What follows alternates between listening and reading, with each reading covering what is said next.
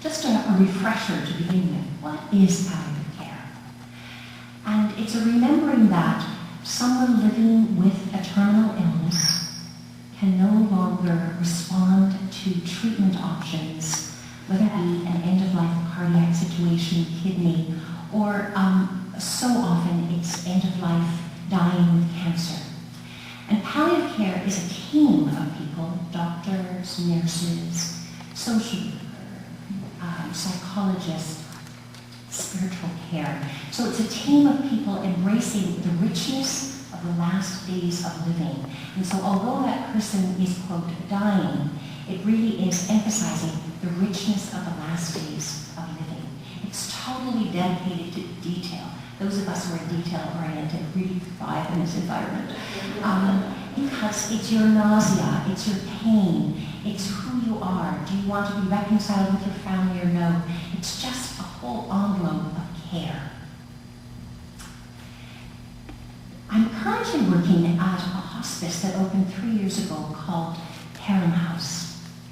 And Perram House invites people who are within 3 months of dying. And so it's both anybody in the population who feels that need. But this is a particular mandate for those men and women who live in Toronto, who are homeless, inadequately housed, marginalized, couch surfing, poor boarding houses, seating house, all those places in Toronto that attempt to serve a very large population. Before I go on with that particular population, I'd like to read a poem. And it's by a colleague, a nursing colleague and friend, Rowena Thirlwell. And it's called Remember Me.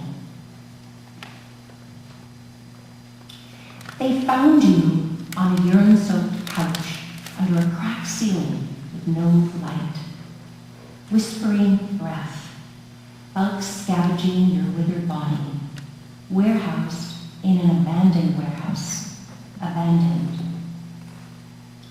When they brought you to me, I thought you were already dead, a skeletal corpse on a heap of starched linens. But when I gathered you in my arms, you opened your jaundiced eyes and cried. I gently cut off your jeans, knees crusted in the dried salt of December slush, peeled off your shirt, uncovering the canvas of your secret shames and scars. Drenched in a tide of liquid feces, your raw flesh sloughed off in my hands. I knelt down next to the bed and slowly bathed you, soothing the deep burns found on your fingertips and washing the mats of your long, blonde, curly hair. Swaddled in a clean cotton nightgown and a warm purple quilt, I threw open the shutters of your window to let in the sunshine and the crisp, blue morning sky. You asked me where the hell you were. You are home. I spent the day perched on the side of your bed, feeding you mouthfuls of rum and raisin ice cream, and tending to the butterfly in your thigh. You touched my cheek and asked me in a raspy voice not to forget you. Gave me a watery, gummy smile. The cadence of your heart changed. 6 hours later, it fell silent, etched in my soul. You're why I still find myself here. Thank you, Lord.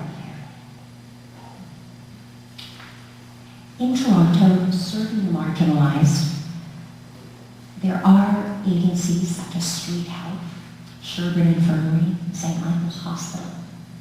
A good point to note is origins of Canadian outreach nursing are really the Grey Nuns in Quebec in 1700. And so our concerns about people living on the street is generational. One of the huge challenges in serving this population is trust. Dr. Stephen Wong, who works out of St. Michael's, a tremendous researcher on needs of the homeless, recently was documented in the Globe and Mail. And so I'm just going to read you a brief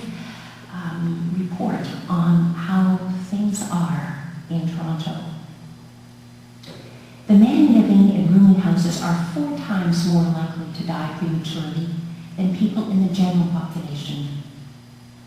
While most people may realize that being homeless and relying on shelters can put one's health and life at risk, Dr. Hong said those residing in rooming houses and low-end hotels are just as disadvantaged. Based on his experience treating patients, he says it's often easier for people in shelters to access medical care because staff will see a person looking ill and send them to a doctor. Rooming houses and other marginal housing situations are kind of a hidden world. You can be on death's door in a room in your rooming house and no one may know that. Trust. Moving to concerns about dying.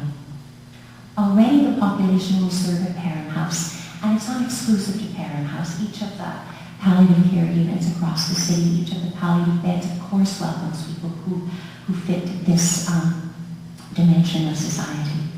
But at Perram House, we know that persons coming to us are already sicker. They have illnesses linked to alcohol, drug abuse, tobacco intake. And negative healthcare experiences have already pervaded the lives of so many of these men and women. I'm thinking recently of a friend who's living quite well as a user on methadone, and he went to an emergency because he was quite chesty and needing someone to attend to his pneumonia. And he felt he was greeted as a middle-class person until they asked what meds he was on. And as soon as he said methadone, which is a way of treating people who are no longer actively using drugs, he really felt a change in the hearts of the people who were treating him. And unfortunately, there is broad education on how to welcome everybody into the healthcare system. But people who are marginalized have had such early trauma, and this is often another trauma in terms of their welcome in the healthcare system.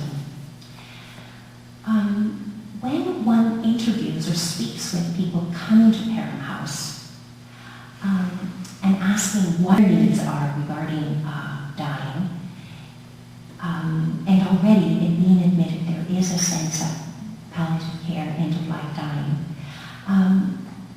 the key word is alone. I don't want to die alone. And that pervades across the geriatric, pediatric, human spectrum, I think. I don't want to die in pain and suffering. I don't want to die anonymously. I want to die with dignity. I want to trust that my caregivers are giving me the best care. What about my funeral? What does Ontario Social Works Department, or Social Works money, what kind of a funeral I get? Who will come? What is my legacy? And always come back to, I don't want to die alone. Will you attend to my idiosyncrasies? Will you be there? Addiction. Addiction is indeed a symptom of distress, and it manifests itself quite largely in this population. And it's a manifestation of pain, internal pain. It's kind of self-medication, but it's about pain.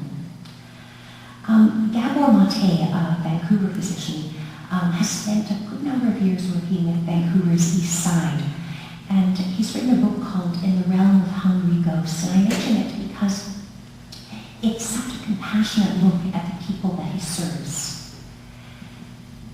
Another kind of, if each of us is trying to develop a more compassionate way of being with people who live with addictions, another good read is Gerald May's Addiction and Grace. He's a psychiatrist. And if you're thinking, oh, I'm going to forget this, it's May and Mate.